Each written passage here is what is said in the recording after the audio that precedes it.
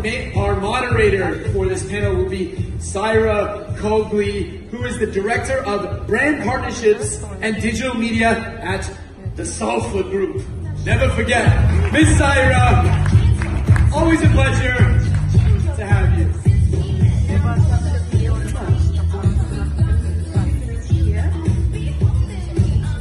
Okay, everybody. So one of the biggest things that the general public always thinks about is how influencers established. What was that secret journey you all took to get where you are today? So my first question for all of you is, how did you reach your level of success on YouTube? Harsh, would you like to go first? Yeah, I never planned to get so much successful in YouTube. I never planned it. It happened by chance. I just wanted to do acting, so I made funny videos and fiction videos and relatable videos. So it happened by chance from creating a video to being an influencer. So it's kids wanted to have internet to contact their parents who were still in Syria, and I needed food. But I knew that at that moment I was with these kids, and I knew my friends were busy, my mom was busy, so what should I do to have some food? I didn't have any time because there were still children coming from platform 5 and 2 children from platform 10. So I said, wait a minute, I have a huge social media. So I said, maybe I can ask someone, one person that can bring me burek, I don't know if you know it, or sandwiches, anything. What happened in 1.5 hours, I had so many of my fans bringing me food and drinks, clothes, because it was winter, it was so cold. And I thought to myself, oh my God, I'm a social media influencer now. But it turned out so differently. And I thought, okay, I get so much fulfilling to help these kids. And I've achieved so much in life, and I'm so grateful at this age. For your followers, by looking at their engagements, their likes, their check-ins, their content they post publicly. And another ratio is the inflow power score, which is the combination of those two others and some other metrics as well. And this is the discovery page. You can, as a brand or as an agency, you can search and discover influencers by platform, category, location, and engagement. By the way, just an information, as an influencer, you don't have to be registered to here, because if your data and account is public, you are already in the platform. And for influencers, I think this might be a really cool feature for influencers. I know as influencers, you are sending lots of media kits to agencies, to the brands, because they're asking your media kits, your performance metrics, your report. Most of the time, you are preparing them, you are creating them, but it's static. It's not really coming. Once you created a media kit on PDF, it will stay there. 2 months later, you will have to create another one because your numbers changed, your performance changed. So that's why we created a real-time media kit for 2 years ago. When we first started INFLOW, most of you know, we have a concept called B-Drive meetings, which means brand to influencer meetings.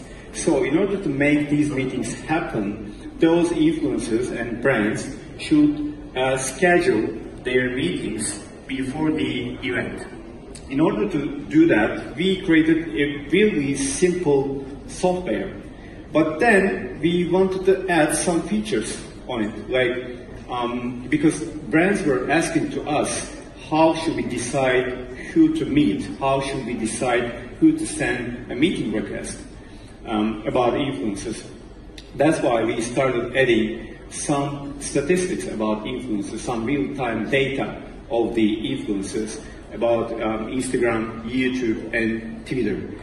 Starting from that point, the software got bigger, and then And so what we find on cars at the moment is pretty much all written by experts, which can make it a little bit confusing for people.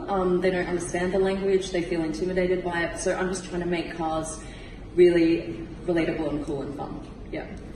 Do you think content is everything, you know, to grow the audience and become an influencer? I know it's essential, but still it's not everything, right? No, it's what else? whatever, it's just everything. No, content is king. Content is everything.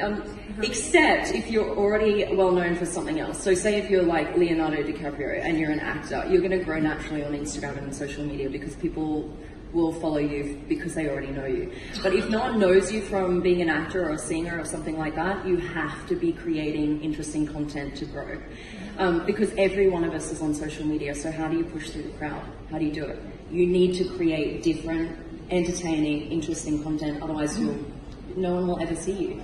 So I think what's really important as well is to focus on being visual and for example, like when you're scrolling through Instagram or Facebook, how often do you scroll through and you've not got the sound on?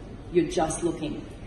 That is super, super important for content creators to be making videos where people can understand it without even listening. So it's got to be super visual, and if there is like, if you're saying something. Very popular in Turkey at that time when I came. I opened up my Instagram page back in the UK, and then I just thought, you know, this is something different, and not a lot of people are posting makeup in Turkey on Instagram 4 years ago. This just kind of blew up over a recent time. And then I was still, you know, doing my selfies, doing my makeup, posting pictures and giving kind of details of how I did my makeup. And then once with my position within MAC and then our Instagram local handle for MAC Cosmetics Turkey opened up, I was so excited because I was able to lead the team in developing Instagram from there as well. But what it takes, it definitely took a lot of dedicated time and building good connections. I believe that these two are the most key important things that I've done to build up my following. Because by building good connections with either celebrities that I do makeup with or influencers that I work with, once you have a good connection with them, they will want to call you back, they will want to do more projects with you. And also, I dedicated a lot of time at first. I was one of the first few people in Turkey to do live makeup tutorials, and I did this almost like a TV series, so I would do it like every Thursday at 7 o'clock, and it was just dedicated time, and people would tune in almost as if they were watching a TV program, and this brought my following up to over 60,000 more, and it's just dedicating a lot of time to building good connections is definitely the way forward, because it's a completely different job, social media. Definitely, definitely. It takes a lot of time. Yeah. If you dedicate some certain time. Television host, and she can do a whole bunch of things. TV host, she has her own show, a program on the D channel, Channel D, and because it's not dramatic, but it's just in. She also was former Miss Turkey, and she studied in Miami, Florida. And she's also a volleyball player there, so don't piss her off because she might bump set and spike your butt, ladies and gentlemen. Ezgi Avcı!